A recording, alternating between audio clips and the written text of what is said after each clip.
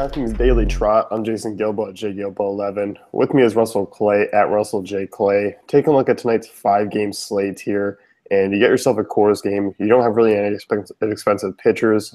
John Lester's the most at 11-7. But overall, I mean, it's a pretty small slate. No real weather concerns. I mean, Colorado's got some rain, but should play out. 11-7. What are you talking about? My birthday? Is that what it is? Yeah. November. Yeah. So there's a lot of different ways to go tonight, which is nice. Once again, there's even cheaper pitchers than normal on a 5-game slate. So I think you can just really get weird here, which I'm pretty excited about. Yeah, definitely, me too. And kind of looking at some of these games. I mean, yes, there's Coors, but I'm also taking a look at, the game in Great American Ballpark. Two lefties there. You got the Reds and Padres, both with some solid right-handed bats. And even those Cubs bats against Chen, who's been really home run prone this season. Yes, he has. So looking at catcher here, and I think, obviously the theme of the night is going to be Coors. And I think whether it's Wellington Castillo or Chris Herman, it's going to be your top option behind the dish. And prices considered, I'm not really, too big into just not paying up there for most of those positions. As in you like catcher? Yeah, I mean, I don't have a problem paying up there. I think that's kind of. I agree. I'm in on that tonight. Again, I think you literally can't spend the most you can possibly spend leaves you 3,700 left over. So I mean, you can definitely splurge a little bit on catcher tonight and feel good about yourself. Or I mean, not feel good about yourself, but maybe not feel horrible about yourself. Like obviously. You might be having a rough day or something, but if you, pay up for Wellington Castillo, maybe your day gets a little better. Yeah, maybe. I mean, and I think if I was to kind of spin down, I mean, I like a Derek Norris to be kind of contrarian. Yeah. You just look at Norris. I mean, he hasn't been quite the awesome backstop that he has against lefties, but still decent numbers this season. 328 WOBA, 190 ISO. So I think him is kind of a contrarian play to kind of kick things off. I mean, I like some of these Padres bats, and he's a little bit cheaper. I mean, not too crazy, but if Herman is in, I mean, that's still a $700 difference. Yeah, and I mean, if you decide to – oh, I get some echo. Anyway, if you decide to roll down, I mean, Vought's always right there against Lincecum tonight. So worst comes to worst, you go down to 3,100. But I really don't think you need to go lower than that. Those are really the three guys I'm looking at here. Yeah, I mean, David Ross is going to be in the lineup tonight. I might take another shot with him. Just because, I mean, he's actually hit lefties pretty well this season. I mean, obviously it's a small sample size, but 475 WOBA, I mean, it seems to be whenever he catches Lester, he gets to face a lefty as well. So 2,700, I mean, that's a pretty good punt. I mean, you get the Cubs 4.5 run total tonight. So I don't mind him if you're kind of just really loading up elsewhere. David Ross definitely drives an F350. For sure. With the double wheels on the back. You know what I'm talking about? For sure, yeah. But definitely a family man. I mean, it's a family man's F350, He loves – one of his favorite activities is going to get the mail in the morning with his robe on and waving to the neighbors. And in the F350. He literally He backs up, sprays all the stuff out of the exhaust, and then he gets out. Yeah. I can definitely envision that.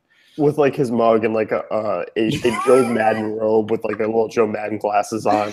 He's got like a little spot where on the pavement where he spills his coffee every day. Looking at first base here, and it's kind of an easy call up top. I mean, Paul Goldschmidt easily. Yeah, for me, your number one hitter of the night. I mean, it doesn't get much better. Yeah, just do it. I mean, Freddie Freeman is a superhero against righties, but Matt Harvey obviously not. A perfect matchup there. So, yeah, I mean, Will Myers obviously disappointed last night, but that doesn't necessarily mean he's a bad play either, obviously going up against the Reds and their potential bullpen there again. So, I'm not afraid of him either, but Goldschmidt, yeah, by far and away, tier one. Yeah, and I think, I do like Will Myers, and I know we're kind of going to break him down a little bit more on the FanDuel pot because there is more of a significant price difference here. It's a little bit different. I think it's really more of a contrarian pivot. Yeah. I mean, yeah, they're both in great spots, but I think obviously Goldschmidt and Course is just kind of that elite play tonight. Yeah. And And if I'm, Freeman was a little bit cheaper, maybe huh? if Freeman was a little bit cheaper, I mean, maybe you take that look, but 4,800 is pretty steep. Right. And Matt Harvey's really turning it around here. So yeah, you're not no point in really risking it there. Yeah, I mean, outside of that, I mean, first base is pretty weak. I really just see myself spending up for a ton of Goldschmidt, and if I am going to pivot in tournaments, it's going to be for Myers. So either way, Which is weird. There's usually at least one or two guys that can sort of compete value wise, but I just see Goldschmidt as like boom, boom, boom, boom, boom, like yeah, way ahead of everyone else here. So I guess you could get weird, but I don't know that I would totally suggest it. Again, Mark Reynolds is kind of sitting there, but he's not hitting high in the lineup and facing Greinke, not easy even in course. So yeah. I don't know. I don't really see much there. No, I mean, like a CJ Cron at 3,700 is intriguing, I guess. I mean, he's hitting over 300 in the last 10. Our Pujols remains day to day, so he kind of sneaks up into the middle half of that lineup. It's still not a great spot. I mean, he's just kind of a mention if you were looking to pay down, and I still don't even advise that, just because Graven really hasn't been good. 453, 435 WOBA on the road, 353 WOBA to righties. So interesting pivot down, but I still don't see myself really making the move. It's kind of like a lot of times I'll make the strong case to fade the chalk and get weird. I don't think I can do that here. I think we're just going with, if you want to get weird, do Will Myers, but Goldsmith's going to be what? 30-40% in tournaments, probably. That's what I'd be guessing on a 5-gamer. Yeah, I mean, maybe even higher would be Yeah. my guess. But yeah, I'm with you. I think there's other positions that you can kind of be different at. Yep. So, second base, and once again, I think Segura is still, keeping it in course, keeping it on the Diamondbacks. 357 WOBA against righties this year. Yeah. Butler, I mean, atrocious in course, career ERA over 7. So, once again, I mean, he's kind of your top price guy, but obviously the play to make. Yeah, definitely top tier, but there's at least some decent options down a little lower, so you can kind of pivot if you need to. Yeah, there is, and I mean, I like that Red San Diego game, and both Brandon Phillips and Yang versus Solarte really catch my eye. And Yeah. Saint Solarte has been great against lefties this season. I mean, over 300 ISO, 460 WOBA, and you just look at in that ballpark and really friendly for right-handed power. And 3,400, I mean, really nice price tag for him, and you can use him at third base too. Yeah, I'm looking in that area. I like Neil Walker as well against Whistler. I think that's a nice range to sort of plant your flag if you are jumping off the top options there. And I mean, Brandon Phillips always in play, but I feel like we kind of mention him every day as sort of like, well, if you're feeling desperate, I mean, It's a small slate. I don't mind taking yeah, it. he's not bad, but he's definitely fourth out of those four we mentioned. Yeah, I think so. I mean, 351 WOBA against lefties this season, so he's been decent there. Yeah. And obviously the ballpark's pretty nice too. Yep. So, anyone else you're really looking at? I mean, those are kind of the names that I definitely had in mind. Ryan Schimpf or Shrimp, whatever his name is, he's been popping up in the optimizer quite a bit, even though he hasn't been hitting that well this year. So that's guy that's sort of piquing my interest of late, but only 2,600. But I don't necessarily think you need to do that. 800's obviously or 600's obviously a lot, but I still think again you can be pretty reasonable with distributing things today. Yeah, I definitely agree. And third base here, you're looking up top. I mean, all three of the top options are really in play for me. Jake Lamb, I mean, obviously against Butler is going to be really, really popular tonight, just because Butler's been horrible against lefties in his career, 444 WOBA. You look at Lamb, I mean, he's been a powerhouse against right-handed pitching. So I'm fine paying up with that price tag. He's definitely my number one. But I think Chris Bryant at 4,800 is a really intriguing kind of, pivot away from cores. That's a sneaky stack for sure, which is weird because you'd never think the Cubs are sneaky, but with Coors and two good lineups in Coors today, and relatively obviously Eddie Butler for kind of forcing some Diamondbacks on you, but I mean, I think you could definitely sneak some Cubs in here. Maybe not even a full stack, but maybe mix them into a core stack and sort of just mix and match. I think that could be a really interesting way to sort of get not necessarily low owned guys, but a different lineup. Because again, I think all these top guys are going to be 15 to 20% at the least on these types of slates, but if you have a Chris Bryant and you hedge off of Arenado or Lamb, and you do a Diamondbacks or Rockies stack, I think that's an interesting sort of swerve there that could make things different for you. Yeah, I definitely agree. And, kind of looking at Bryant, I mean, obviously big time home run upside. It's in Miami. I mean, kind of a poor ballpark, but I still think, I mean, with his power, you look at Chen, I mean, extremely home run prone, 1.87 home runs per nine to righties this season. Obviously, Bryant has that big time upside. And the price is really in a close range to all those guys. So I think you're going to see some ownership kind of split there. And I do want to update the viewers that as I just looked at his picture on DK, there was a spot on my computer screen that made it look like he has unibrow. So that might be a bad sign. What do you have, a piece of chocolate there? I don't know what it was. It might have been like a piece of egg or something. I don't know. Things get weird. I didn't have not electricity. I didn't have internet yesterday, guys. So I'm just getting You were back. literally using your laptop as a plate yesterday because you had no other use for it. Oh no, I was just clicking refresh and Wi-Fi on off. Please work. It just never worked. So when in doubt and when you don't have internet, just keep clicking Wi-Fi because you don't want to live life like you don't want to just go out there and not have the internet. Like you just got to stay in your hole. Yeah, like because there's not an Right. outside world for you to No. sun, or there's no books to read or anything like that. What is this, 1985? Spinning down here at third base, Javier Baez. I mean, I like him more at shortstop, but I mean, we can start talking about him now. Yeah. Been solid against lefties. We mentioned home run Chen there.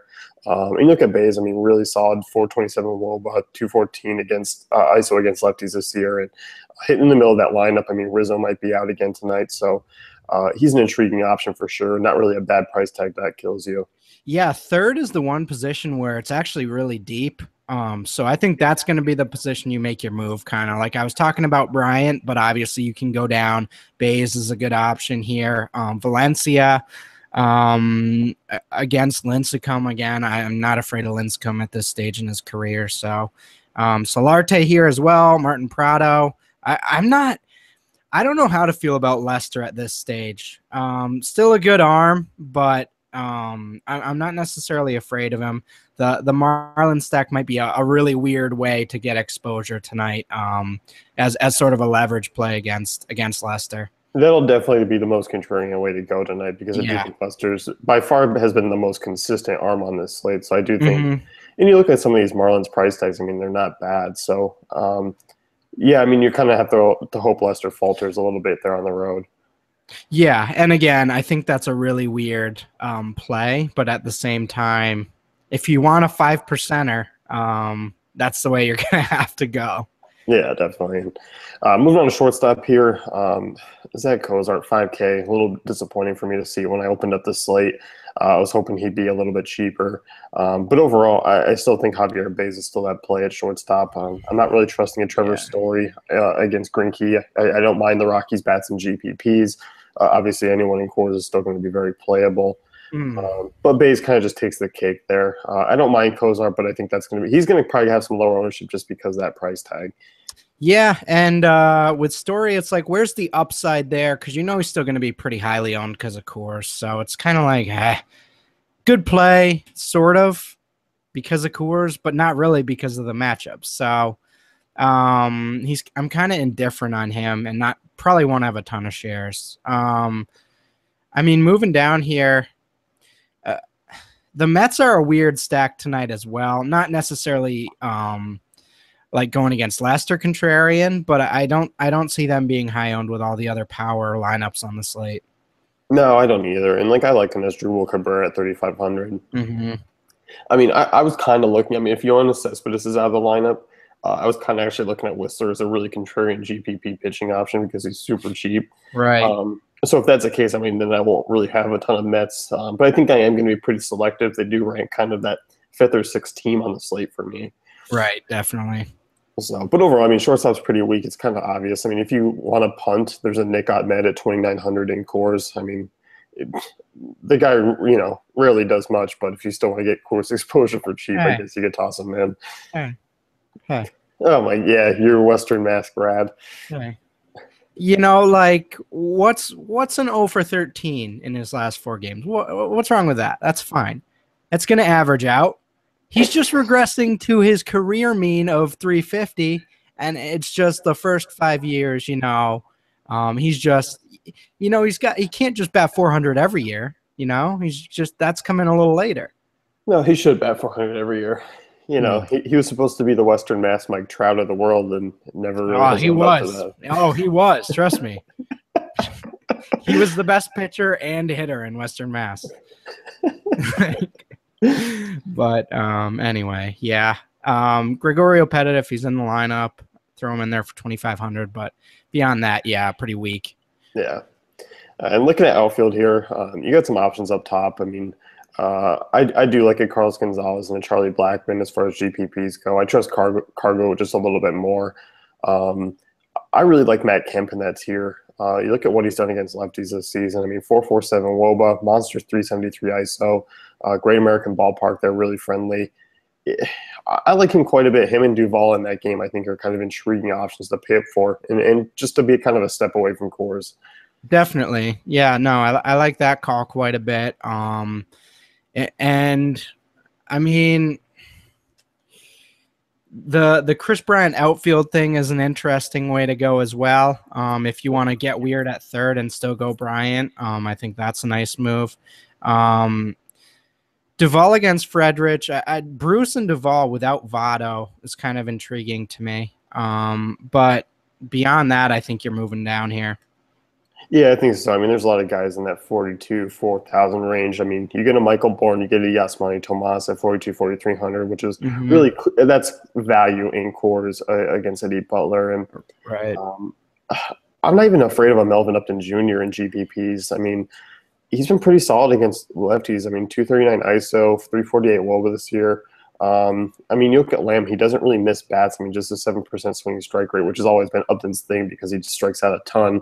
But at that price, I mean, I think you can kind of catch him as being a little bit contrarian there and kind of get some exposure to that game that I like quite a bit.